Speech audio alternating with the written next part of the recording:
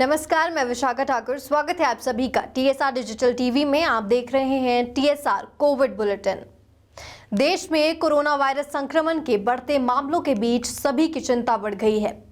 सरकार टेस्टिंग के साथ साथ वैक्सीनेशन पर भी जोर दे रही है। इस बीच अखिल भारतीय आयुर्विज्ञान संस्थान के निदेशक डॉक्टर रणदीप गुलेरिया ने कहा कि कोरोना रोधी वैक्सीन के लिए सप्लाई के बारे में जानकारी रखना कोई रॉकेट साइंस नहीं है। डॉक्टर गुलेरिया की टिप्पणी सीरम इंस्टीट्यूट ऑफ इंडिया के सीईओ अद्दार पूनावाला के बयान के बाद आई है, जिसमें उन्होंने कहा था कि उत्पादन को बढ़ाने के लिए 3000 करोड़ और 3 महीने की आवश्यकता है। गुलेरिया ने कहा कि मैन्युफैक्चरिंग को लेकर निर्माता ही सब कुछ करेगा।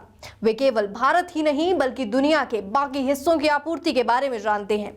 ये कहना कि अब वे मैन्युफैक्चरिंग शुरू कर देंगे थोड़ा अटपटा है। वैक्सीन की मांग हमेशा से थी। 6 महीने पहले से ही इसकी जानकारी सभी को थी कि वैक्सीन की मांग ज्यादा रहेगी। एम्स निदेशक ने कहा कि मैं वित्त पर सलाह नहीं दे सकता, लेकिन मुझे यकीन है कि ऐसे निवेशक होंगे जो मैन्युफैक्चरिंग के लिए मदद करने के लिए तैयार होंगे। दुनिया वैक्सीन चाहती है। 50 वैक्सीन कैंडिडेट क्लिनिकल ट्रायल से गुजर रहे हैं, क्योंकि लोग इसे न केवल मानवता बल्कि मार्केट वैल्यू के नजरिए से भी देख रहे हैं। कोविड टीकों की आपूर्ति पर बहस हाल ही में शुरू हुई, जब महाराष्ट्र ने वैक्सीन के खुराकों की कमी के कारण वैक्सीनेशन सेंटर्स बंद कर दिए। कल हमने आपको बताया था कि महाराष्ट्र में वैक्सीन की कमी हो गई थी और इसी के चलते वहां जारी एक आधिकारिक बयान में कहा गया कि टीके की खुराक में कमी के बावजूद शुक्रवार को लगभग 3 लाख लोगों को टीका लगाया गया। शुक्रवार तक राज्य में टीके की लगभग 10 लाख खुराक मौजूद थी। महाराष्ट्र के बाद बात करते हैं हिमाचल की। हिमाचल प्रदेश में कोरोना की रफ्तार का अंदाजा इसी बात से लगाया जा सकता है कि 3 दिन में सूबे में करीब 2000 केस रिपोर्ट हुए हैं। शुक्रवार को 7 कोरोना संक्रमितों की मौत हुई है। वहीं प्रदेश भर में 662 कोरोना पॉजिटिव पाए गए हैं।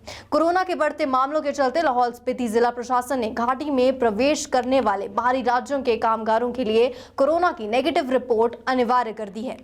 अब बात करते हैं वैक्सीन की। केंद्रीय स्वास्थ्य मंत्रालय ने शुक्रवार को बताया कि देश में अब तक कोविड-19 टीके की 9.80 करोड़ से ज्यादा खुराकें दी जा चुकी है। रात 8 बजे तक की रिपोर्ट के मुताबिक कुल 9,80,75,160 खुराकें दी गई हैं। अब जहां राहुल गांधी ने प्रधानमंत्री मोदी को पत्र लिख दिया था, वहीं अब कांग्रेस की अध्यक्ष सोनिया गांधी ने पीएम मोदी पर निशाना साधा है। जी हां, कांग्रेस अध्यक्ष सोनिया गांधी ने शनिवार को आरोप लगाया कि प्रधानमंत्री नरेंद्र मोदी की सरकार ने कोरोना महामारी में कुप्रबंधन किया और टीके का निर्यात कर देश में इसकी कमी होने दी। उन्होंने पार्टी शासित राज्यों के मुख्यमंत्रियों और कांग्रेस के गठबंधन वाली प्रदेश सरकारों में शामिल पार्टी के मंत्रियों की बैठक में यह भी कहा कि कोरोना के संक्रमण के प्रसार से निपटने के लिए सख्त कदम उठाए जाएं तथा कमजोर तबकों की मदद करने की भी जरूरत है। वीडियो कॉन्फ्रेंस के माध्यम से हुई बैठक में कांग्रेस के पूर्व अध्यक्ष राहुल गांधी भी मौजूद थे। सोनिया गांधी ने कहा, कोरोना वायरस संक्रमण बढ़ रहा है और ऐसे में मुख्य विपक्षी दल के तौर पर हमारी ये जिम्मेदारी है कि हम मुद्दों को उठाएं और सरकार पर दबाव बनाएं कि वह जनसंपर्क की तरकीबें अपनाने की बजाय जनहित में काम करे। उन्होंने इस बात पर जोर दिया, पारदर्शिता होनी चाहिए। सरकार को कांग्रेस शासित समेत सभी राज्यों में संक्रमण और मौत के वास्तविक आंकड़े पेश करने चाहिए। केंद्र सरकार पर निशाना साधते हुए सोनिया ने यह भी कहा, हमें सबसे पहले भारत में टीकाकरण अभियान पर ध्यान केंद्रित करना चाहिए और इसके बाद टीके का निर्यात करना और दूसरे देशों को तोहफे में देना चाहिए। हमें इस बात पर जोर देना होगा कि जिम्मेदाराना व्यवहार हो और बिना किसी अपवाद के कोविड संबंधी दिशा निर्देशों एवं सभी कानूनों का पालन किया जाए। अब बात कर लेते हैं कि देश में जहां एक तरफ कोरोना संक्रमित मरीजों की संख्या में लगातार तेजी आ रही है, वहीं दूसरी तरफ कोरोना के रोकथाम के लिए सरकार की गाइडलाइंस की जमकर धज्जियां कैसे उड़ाई जा रही हैं। अब मास्क नहीं पहनने, सोशल डिस्टेंसिंग का पालन नहीं करने और सार्वजनिक जगहों पर थूकने पर कड़ी कार्रवाई शुरू हो गई है। दिल्ली एनसीआर में भी कोरोना को लेकर सख्ती बढ़ा दी गई है। दिल्ली पुलिस ने शुक्रवार को जगह जगह अभियान चलाकर 1856 लोगों का मास्क नहीं पहनने पर चालान काटा है।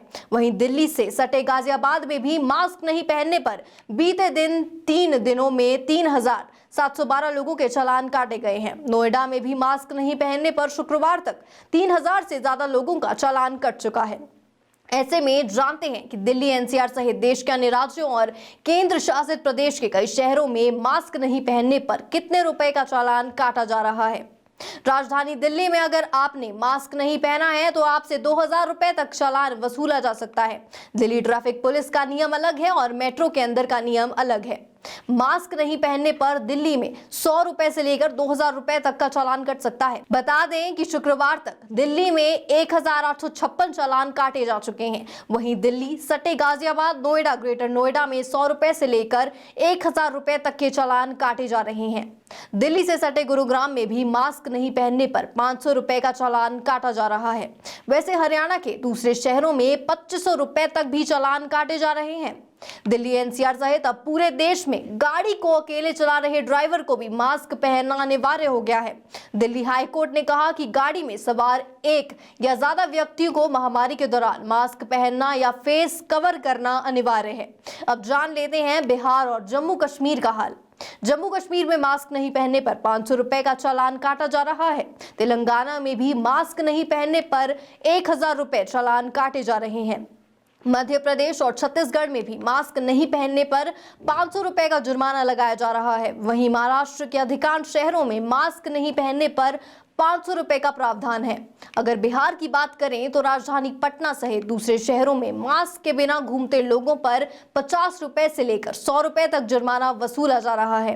वहीं मध्य प्रदेश के मुख्यमंत्री शिवराज सिंह चौहान पहले ही बोल चुके हैं कि अगर कोई व्यक्ति मास्क नहीं लगाता है तो वह अपराध करता है। मध्य प्रदेश के कई शहरों में सार्वजनिक स्थलों पर मास्क पहनने से परहेज करने वालों को जेल की हवा भी खानी पड़ रही है।